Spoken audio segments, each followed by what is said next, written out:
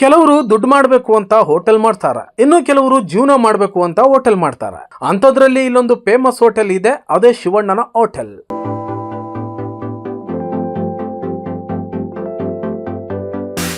ಮುದ್ದೆ ಊಟ ಹುಡುಕೊಂಡ್ ಬಂದಾಗ ನಾವು ಫಸ್ಟ್ ಬರೋದಿಲ್ಲಿ ಶಿವಣ್ಣ ಹೋಟ್ಲು ಅಂತ. ಸರ್ ಇಲ್ಲಿ ಒಂದು ಹೇಳಬೇಕು ಅಂದರೆ ತುಂಬ ಹೈಜಿನಿಕ್ ಆಗಿದೆ, ವಿತ್ ನ್ಯಾಚುರಲ್ ಹೋಮ್ ಮೇಡ್. ಇದು ದಿನ ಒಂದೊಂದು ಥರ ಸಬ್ಸಾರು ದಿನ ಒಂದೊಂದು ಥರ ಕೊಡ್ತಾರೆ. ಸಬ್ಸಿಡಿಯಲ್ಲೂ ಬರ್ತಾರೆ, ಗೌರ್ಮೆಂಟ್ ಅಧಿಕಾರಿಗಳೆಲ್ಲ ಬರ್ತಾರೆ. ನನ್ನ ಮಗಳಿಗೆ ಮೇಯ್ನ್ ಫಸ್ಟ್ ರೈಟ್ ಎಲ್ಲ ಕಡಿಮೆ, ಇನ್ನು ಅದಕ್ಕಿಂತ ಕಮ್ಮಿ ಎಲ್ಲೂ ಸಿಗಲ್ಲ.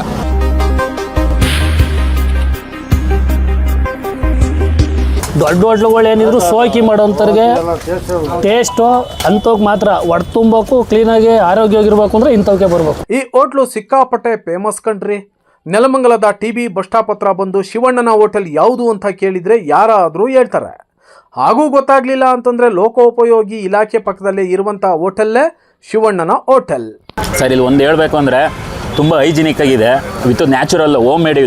ಇದು 5 ಸ್ಟಾರ್ ಹೋಟ್ಲು ಥರ ಅಲ್ಲ, ಇಲ್ಲ ಇದು ಲೋಕಲ್ ಪೀಪಲ್ಸ್ಗಾಗಲಿ ಪ್ರತಿಯೊಬ್ಬರಿಗೂ ಒಳ್ಳೆ ಕ್ಲೀನೆಸ್ ಇದೆ, ಮನೆ ಥರ ಫೀಲ್ ಬರುತ್ತೆ. ಇದು ಅರ್ಥ ಮಾಡ್ಕೊಳ್ಳಿ. ತುಂಬ ಇಲ್ಲಿ ಕ್ರೌಡ್ ನೋಡ್ರಿ ನಿಮಗೆ ಗೊತ್ತಾಗುತ್ತೆ ಯಾವ ಥರ ಇದೆ ಅಂತ ಅಂದ್ಬಿಟ್ಟು. ನಾನು ಮುದ್ದೆ ತಿನ್ನಬೇಕು ಅಂದರೆ ಇಲ್ಲಿಗೆ ಬರೋದು.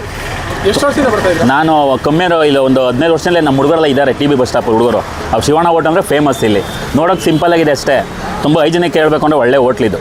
ನೀವು ಹೊರಗಡೆ ಬೆಂಗಳೂರು ಕಡೆ ಈ ಕಡೆ ಲೋಕಲ್ ಯಾರೋ ಬರೋದು ಇಲ್ಲಿ ಬಂದು ಒಂದ್ಸಿ ವಿಸಿಟ್ ಮಾಡಿ ನೋಡಿ, ನಿಮಗೆ ಮನೆ ಥರ ಫೀಲ್ ಬರುತ್ತೆ.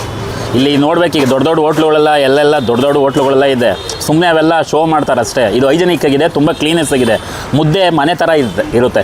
ಆಮೇಲೆ ನೀವು ವೆರೈಟಿ ಒಂದೇ ಥರ ಮಾಡಲ್ಲ, ಮನೆ ಬಸ್ಸಾರು ಥರ ಮಾಡ್ತಾರೆ. ಹುಳಿ ಸಾರು ನೋಡಿ, ಇವತ್ತು ಇಟ್ಕೆ ಬೇಳೆ ಸಾಂಬಾರು, ಇದು ಮೊಳಕೆ ಕಡ್ಡಿ ಸಾಂಬಾರು ಮಾಡಿದ್ದಾರೆ, ತುಂಬ ಚೆನ್ನಾಗಿದೆ.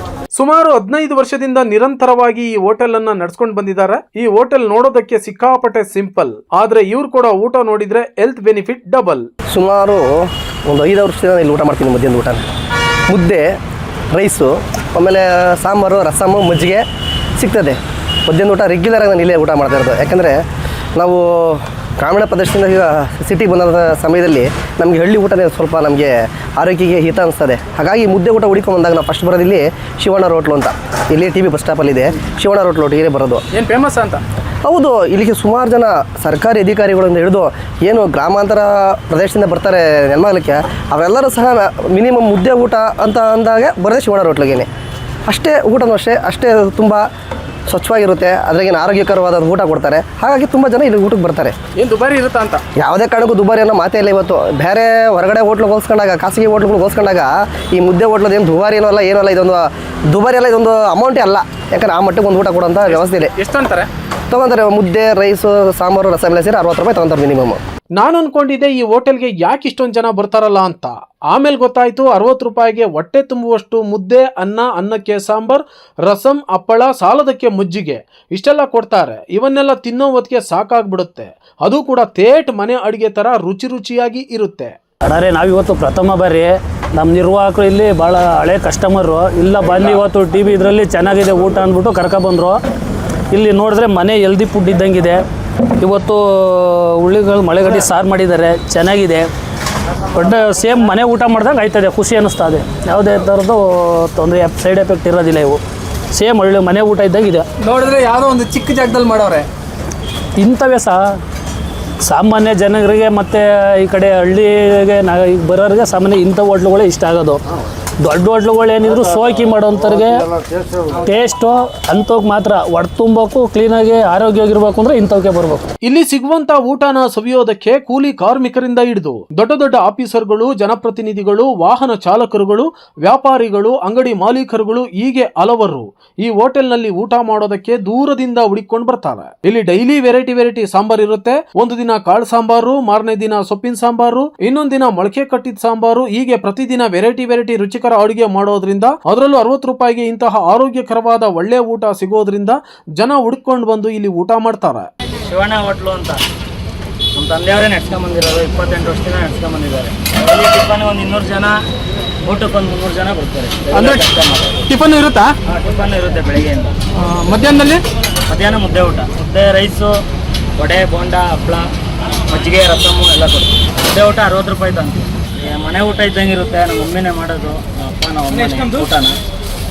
ನಾವು ಟೇಸ್ಟಿಂಗ್ ಪೌಡ್ರು, ಸೋಡಾ ಏನೂ ಹಾಕಲ್ಲ ನಾವು. ಅದರಿಂದ ಮಾಡೋದ್ರಿಂದ ಚೆನ್ನಾಗಿದೆ. ಸೇಮ್ ಮನೇಲಿ ಊಟ ಮಾಡ್ದಂಗೆ ಕೂಲಿ ಮಾಡೋರಿಂದ ಹಿಡಿದು ಎಲ್ಲ MLA ಆಗಲಿ ಎಲ್ಲ ಅವ್ರಿಗೂ ಊಟ ಹೋಗುತ್ತೆ, ಸಪ್ಲೈ ಹೋಗುತ್ತೆ. ಸ್ಪಾಟ್ಗೆ ಡಿಪಾರ್ಟ್ಮೆಂಟ್ ಅವರು ಬರ್ತಾರೆ, ಲಾಯರ್ ಅವರು ಬರ್ತಾರೆ, ಕೂಲಿ ಕಾರ್ಮಿಕರು ಬರ್ತಾರೆ, ಗಾರೆ ಕೆಲಸ ಎಲ್ಲರೂ ಬರ್ತಾರೆ.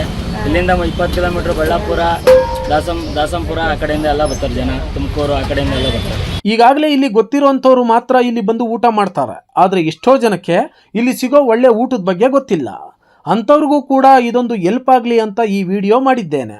ಈಗಾಗಲೇ ಇಲ್ಲಿ ಊಟ ಮಾಡಿರೋಂಥವ್ರು ಈ ವಿಡಿಯೋ ನೋಡಿದ ಮೇಲೆ ಹೋಗಿ ಊಟ ಮಾಡೋಂಥವ್ರು ಹೇಗಿದೆ ಇಲ್ಲಿನ ಊಟ ಅನ್ನೋದನ್ನ ಕಮೆಂಟ್ ಮೂಲಕ ತಿಳಿಸಿ.